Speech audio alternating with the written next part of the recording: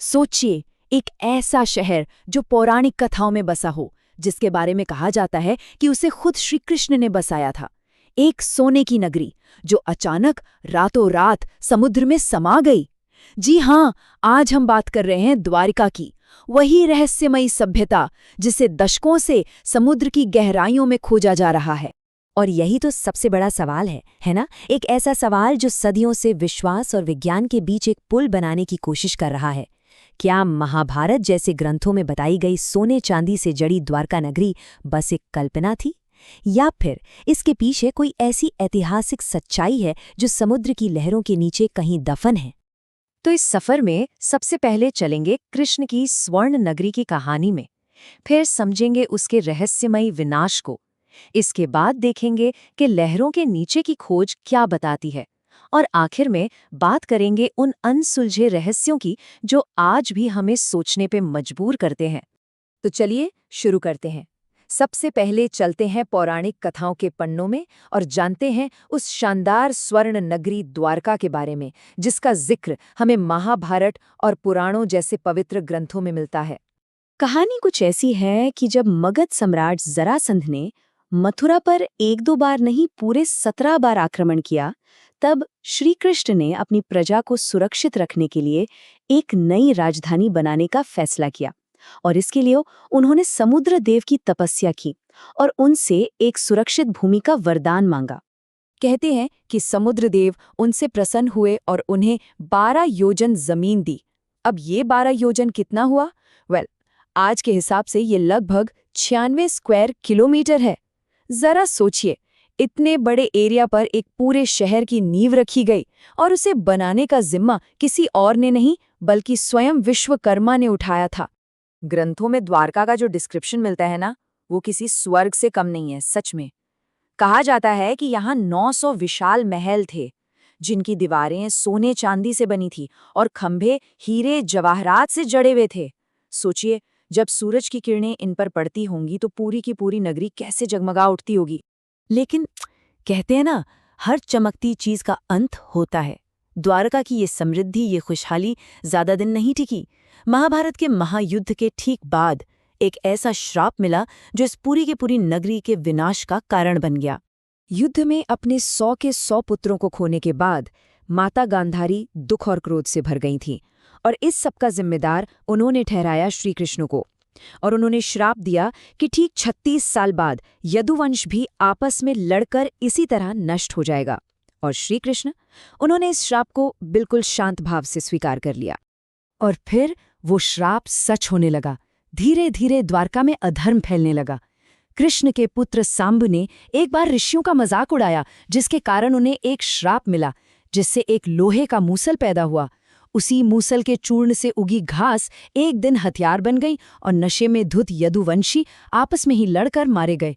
इस गृह युद्ध के बाद जब श्री कृष्ण ने अपनी देह त्यागी, तब समुद्र की ऊंची ऊंची लहरें उठीं और पूरी की पूरी द्वारका नगरी को अपने अंदर समा लिया।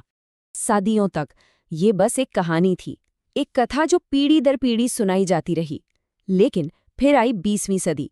जब विज्ञान और तकनीक ने तरक्की की, तो इस पौराणिक कथा की सच्चाई जानने के लिए एक नई खोज शुरू हुई। कहाँ? समुद्र की गहराइयों में। और ये खोज कोई छोटी मोटी नहीं बल्कि दशकों लंबी है। इसकी शुरुआत हुई 1930s में जमीनी खुदाई से। फिर 80s में डॉक्टर SR राव इस खोज को समुद्र की गहराइयों में ले गए। साल 2000 में एक बहुत बड़ी सफलता मिली, जब NIOT को एक विशाल शहर जैसी संरचना हाथ लगी। और अब 2025 में ASI इस खोज को बिल्कुल नई तकनीक के साथ और भी आगे बढ़ा रहा है। तो अब आते हैं सबसे दिलचस्प सवाल पर कि इतनी खोज के बाद क्या पुरातत्वविदों को समुद्र के नीचे से ऐसा कुछ मिला जो पौराणिक कथाओं से, ग्रंथों में लिखी बातों से मेल खाता हो? और इसका जवाब सच में हैरान करने वाला है। देखिए, महाभारत में द्वारका को एक वारी दुर्ग कहा गया है, यानी पानी से घिरा हुआ एक किला। और समुद्र के नीचे ठीक वैसी ही पत्थर की किलेबंद दीवारें मिली हैं। इतना ही नहीं, ग्रंथों में लिखा है कि हर नागरिक के पास पहचान के लिए एक मोहर होती थी, और खोज में जानवरों की तस्वीरों वाली ऐसी कई मोहरें मिली हैं। इससे भी बड़ी बात यह है कि वहां 560 मीटर लंबी एक विशाल दीवार मिली है। 560 मीटर! ये किसी छोटे मोटे गांव का नहीं, बल्कि एक बड़े, सुनियोजित और सुरक्षित शहर का सबूत है। बिल्कुल वैसा ही जैसा वर्णन हमें ग्रंथों में मिलता है। और लिस्ट यहीं खत्म नहीं होती। वहां से हथियार बनाने के सांचे, पत्थर के लंगर, पुराने बर्तन और यहाँ तक कि सिंचाई की धाराओं जैसे कई अवशेष मिले हैं। ये सारी चीजें मिलकर एक ही तरफ इशारा करती हैं, एक विकसित और व्यस्त बंदरगाह शहर की तरफ। और अब आती है सबसे महत्वपूर्ण वैज्ञानिक कड़ी। जब इन सारे अवशेषों की कार्बन डेटिंग की गई तो पता चला कि ये लगभग 1500 ईसा पूर्व के हैं। और ये वही समय है जिसे महाभारत काल माना जाता है। ये वो पॉइंट है जहां पौराणिक कथा और ऐतिहासिक सबूत आकर एक साथ जुड़ जाते हैं। हालांकि इतने सारे सबूतों के बाद भी ऐसा नहीं है कि सब कुछ साफ हो गया है। द्वारिका की कहानी में अभी भी कई रहस्य हैं, कई अलग-अलग सिद्धांत हैं जिन पर से पूरी तरह पर्दा नहीं उठ पाया है। सबसे बड़ा सवाल, आखिर ये शहर डूबा कैसे? पौराणिक दृष्टिकोण के हिसाब से श्री कृष्ण के जाने के बाद समुद्र देव ने अपनी जमीन वापस ले ली।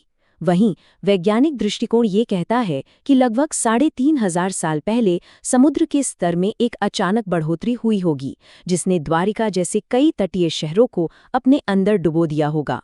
यहाँ एक और दिलचस्प स्थानीय मान्यता भी है। वहाँ के लोग मानते हैं कि द्वारका एक बार नहीं बल्कि 6 बार समुद्र में डूब चुकी है, और आज जो द्वारका हम देखते हैं वो 7वीं है। ये कहीं न कहीं विनाश और फिर से निर्माण के एक चक्र की तरफ इशारा करता है। और ये कहानी सिर्फ अतीत की नहीं है, ये आज भी जिंदा है। द्वारका की खोज आज भी जारी है, पहले से कहीं ज्यादा सक्रिय तरीके से।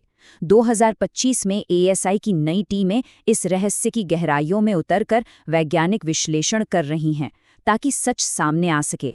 तो द्वारिका की ये खोज हम सबको सोचने पर मजबूर करती है कि हमारी प्राचीन कहानियों में, हमारे ग्रंथों में और कितने ऐसे रहस्य छिपे हो सकते हैं।